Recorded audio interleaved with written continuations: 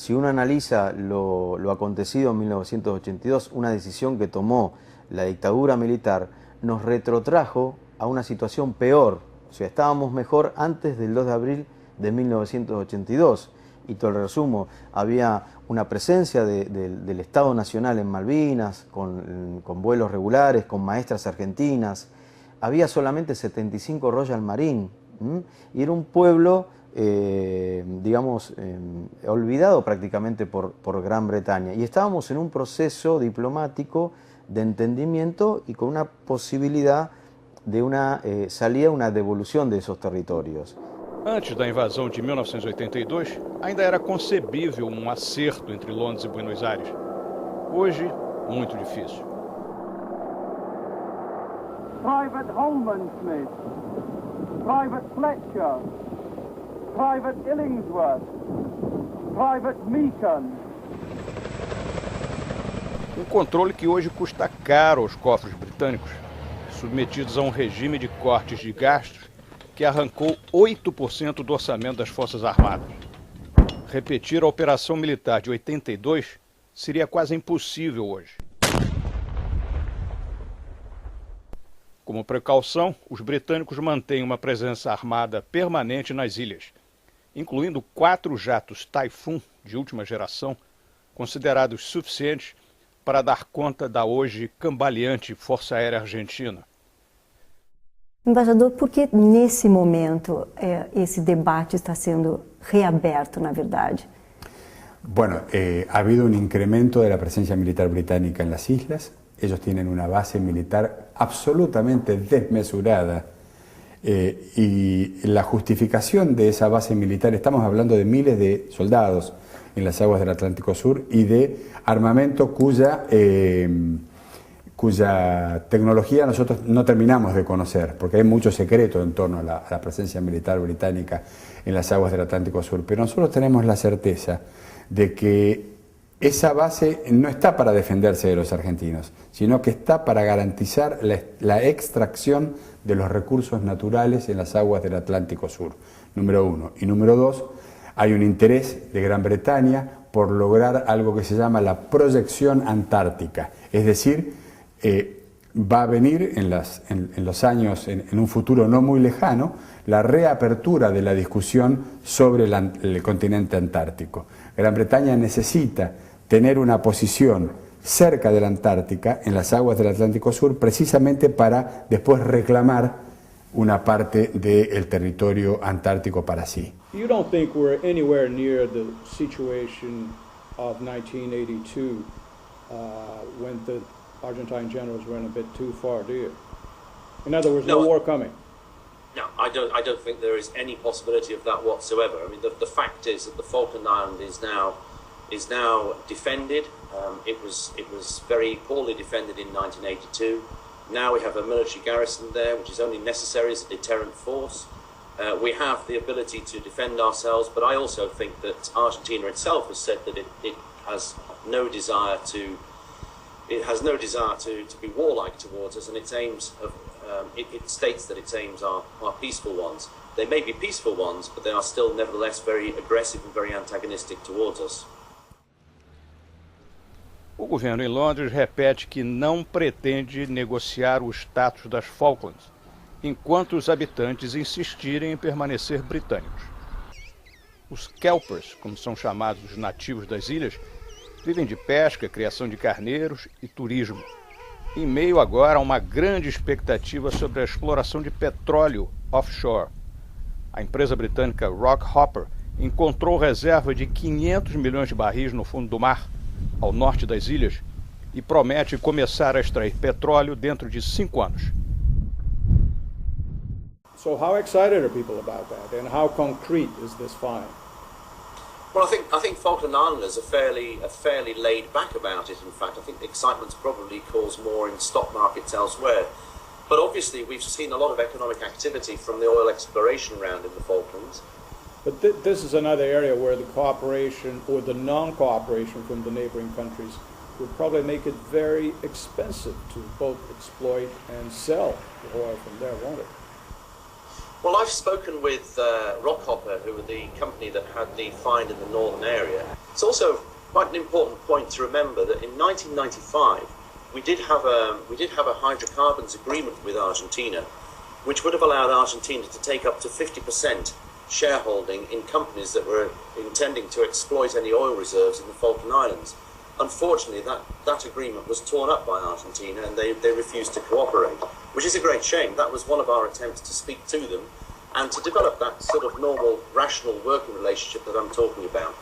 Did they do that before the oil was discovered off the island?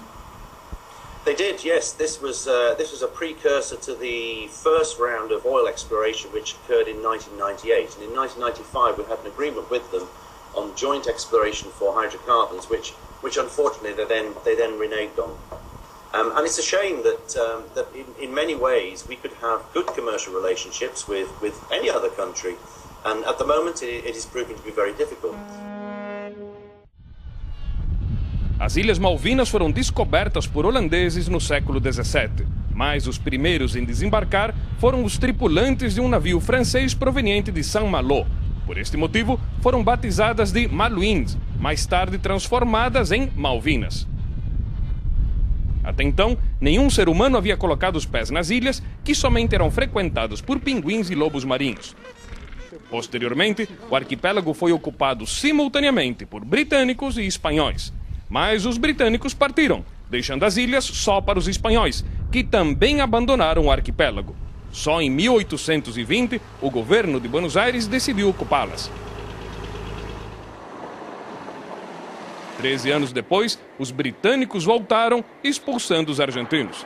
Desde 1833, a Grã-Bretanha controla as ilhas, habitadas por 3.000 descendentes de galeses, escoceses e irlandeses, além de ingleses. Em abril de 1982, o ditador Leopoldo Fortunato Galtieri decidiu invadir as ilhas para conseguir popularidade. Uma onda de nacionalismo tomou conta do país e tudo que recordava a Inglaterra foi atacado, entre eles a Torre dos Ingleses, rebatizada de Torre Monumental.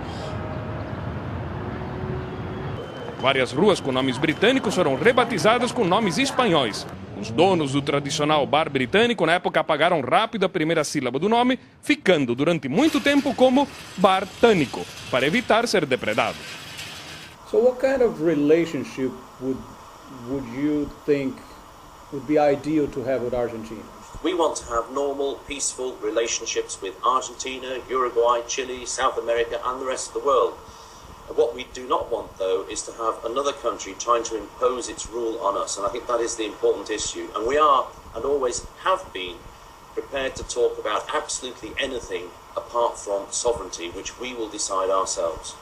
If you had a chance to ask the Brazilian government, let's say, for some kind of assistance, cooperation of any kind, what would you think would be more useful? But what I would ask the Brazilian government is that they make no efforts to impede us. It's really as simple as that.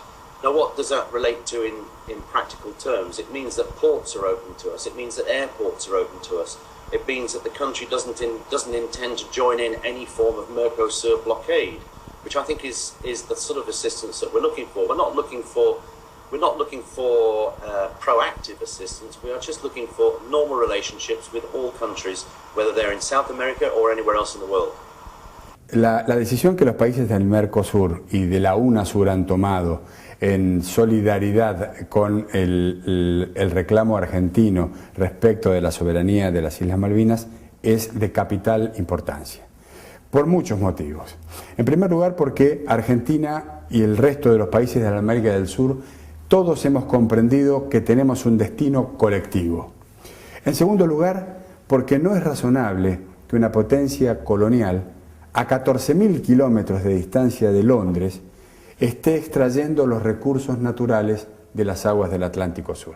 Cuando digo recursos naturales, estoy hablando de pesca, estoy hablando de petróleo, estoy hablando de los minerales que yacen en el lecho y en el subsuelo del lecho marino en las aguas del Atlántico Sur.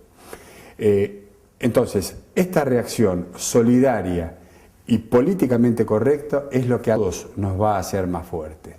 Todos hemos comprendido en América del Sur que la foto del siglo XXI es la foto de la lucha por la apropiación de los recursos naturales.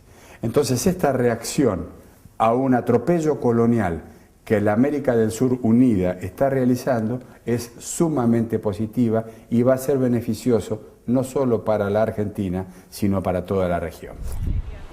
O Mercosul promove uma espécie de embargo ao arquipélago. Impede que navios com a bandeira das Malvinas atraquem nos portos argentinos. O Chile, que não integra o Mercosul e que sempre teve excelentes relações com a Grã-Bretanha, também aderiu. No caso do Chile, o governo argentino está pressionando para que o único voo civil que liga as ilhas com o resto do planeta seja suspenso. Essa ofensiva deve crescer nos próximos tempos.